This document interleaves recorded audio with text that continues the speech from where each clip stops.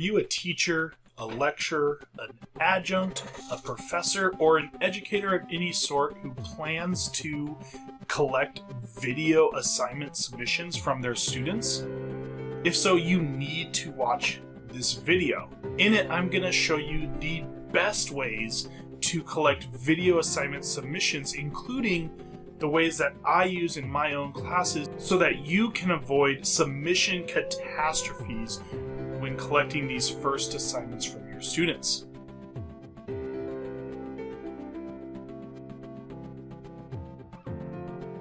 In these first couple of weeks of the semester, I have heard horror stories from educators who have developed this huge and amazing plan and engaging material for their students, and everything seems ironed out, and they plan to use video submission assignments, which are amazing tools and resources that you can use to create a more engaging classroom with your students.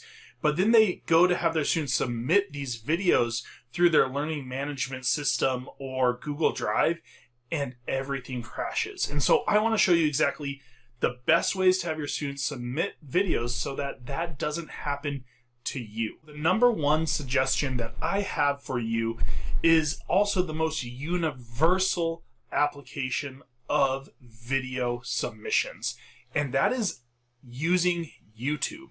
Now, you might not exactly know how to use YouTube, and I'm going to show you, but YouTube is a content platform specifically designed for video. Whereas other platforms like Google Drive or Canvas or Blackboard or Kaltura, a lot of these other platforms that educators tend to be more familiar with are not video-based platforms. They're learning management platforms that have a video component, and that video component is subpar. However, this is what YouTube does. They make it easy for anyone to submit videos and start becoming a content creator. And so you can leverage this with your students quickly, and those links are almost universal at this point, where they could get embedded into a discussion board on Blackboard or Canvas, or submitted within an assignment, or put into a Google Docs or Google Slideshow where they actually play. So I want to show you exactly how to have your students upload to YouTube. Okay, I have my phone up and I want to show you exactly how to upload a video to YouTube using a mobile device. So the first thing I'm going to do is go to YouTube, and when I come in here to YouTube, at the very top of the area, you're going to see this little camera icon, and I'm going to click it, and what it does is it brings me to, you can see me right there in kind of the preview, but I have three options, right? I can go live, which isn't what we're necessarily doing, but it's an option. I can record a video right here natively in YouTube, or you'll see that there are some cute pictures of my boys and some failed attempts at making this video and some other clips from podcasts. So I could upload any of those as my video, but let's go ahead and record one to see what it looks like. So we're going to record this video. I'm going to put it up right here. So you're seeing me in a couple of different ways, but the answer to assignment number 1 of what is the Pokemon in my background is Pikachu. And so I recorded that video. I can edit it, I can trim it, I could do a number of different things, but I'm going to press next. I'm going to give it a title, say the real assignment 1, and we'll fix my typos. So the real assignment 1. Now the key thing here is choosing the people that can view it. So it's probably going to be defaulted to public, and public means that anyone on YouTube can see this video by going to the channel. Now this might be useful, especially in this digital age where information is being transferred online and remotely, to have your students create some sort of public announcement or public video and ask that it gets a certain amount of views. Now keep your view count low, something like 50 or under, because it can be hard to get views on YouTube, let me tell you.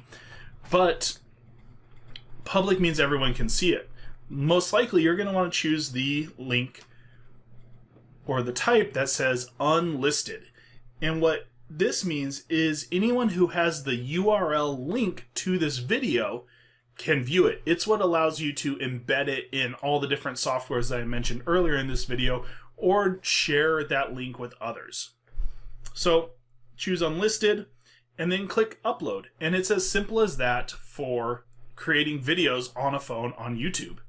So now on a computer, the way that they would do this is simply go to youtube.com and make sure they're signed in with an account. And what you'll do is you'll go up here to this little video icon that says create.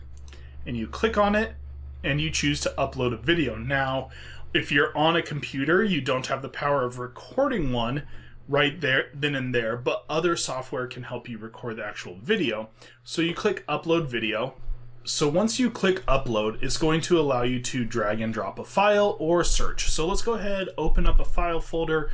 I'll choose this video and I'm just going to pull it over and it's going to upload it really quick. And the title will become the name of the file, so you can change it. And then what you are going to want your students to do is they can fill out the description, they could add a thumbnail, they could do age restrictions and all sorts of other options, but for the purpose of submitting assignments, this probably isn't what you're looking for. What you're looking for is if you go back here to visibility, you want to choose that unlisted format. And there is the link that they can copy to this video. They could send this link to you in a number of different ways. They could email it to you. They could post it in a discussion board on Blackboard, on Canvas. They could embed it in a Google Slides document. So there's a ton of different ways to use this file when it's been uploaded to YouTube, whereas using other ways doesn't work as well. So I have it unlisted. I'm going to hit save and it's done. And it takes you to this channel dashboard, and I could close out of here. And if I go to my videos here, what you could see is that some of them are public, and then I have these specific unlisted ones that are videos for students. So this is how I use and share videos that I only want shared with my students. You might be viewing this video on my YouTube channel, but you're not seeing this Origins of Epidemiology lecture or this key vocab in epidemiology lecture. Right, they are unlisted so that I can provide the link to my students and they can simply watch it. The other solution that I want to share with you is another video-based program called FlipGrid. And what FlipGrid does is it allows you to create a video-based discussion board.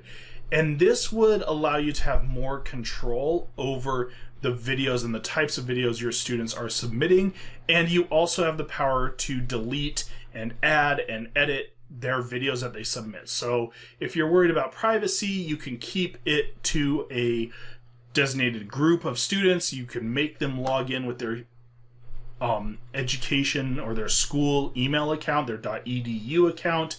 So it gives you a lot of tools as the instructor to use. So that's some of the benefits. The other benefits is one of the things that I really like about FlipGrid is you could set a time limit. We all know that if we tell students to do a 10-minute presentation, that at the end of that 10 minutes, we are like, hey, don't forget, we have time, like wrap it up, and they go on to 15 minutes.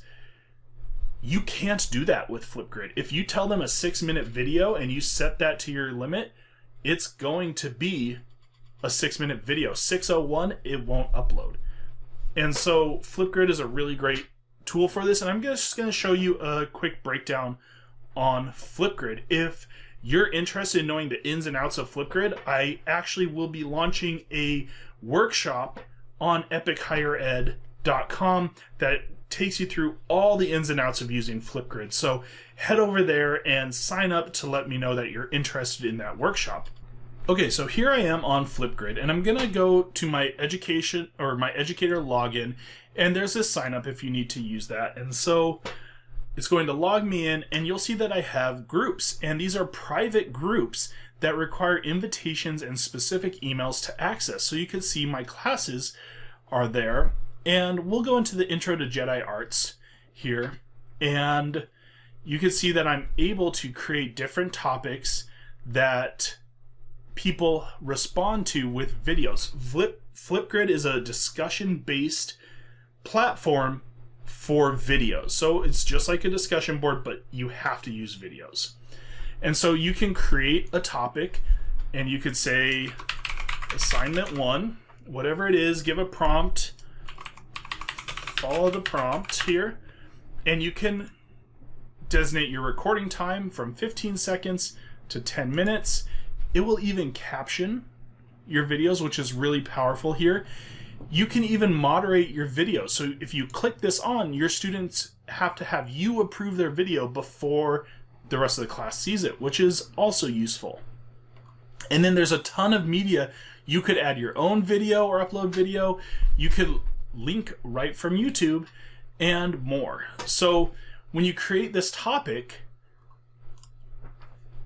it's ready to go. So let's go ahead and look at what this looks like from the student side.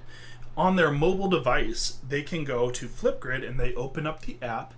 And if they've already been added to the grid, you could see right there that they have the intro to Jedi Arts.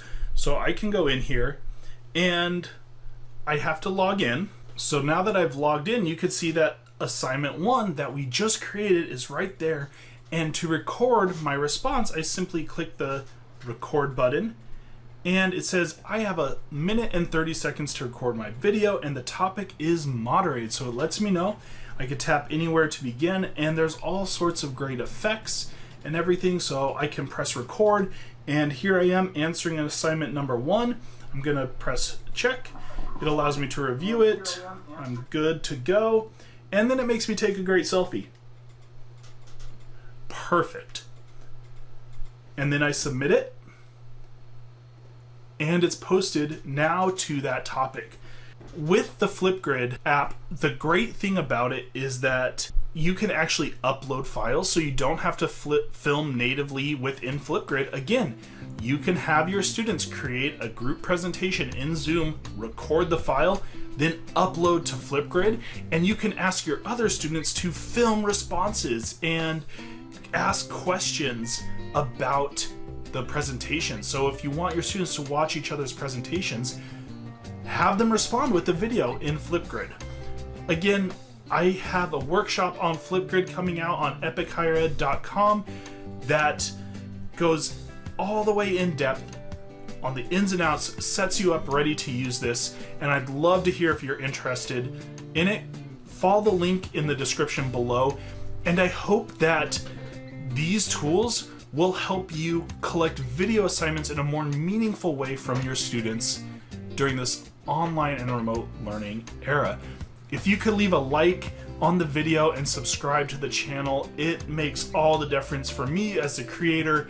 I'm a full-time dad and full-time teacher, educator, lecturer in higher ed, and those likes and subscribes help me to keep making content for you all.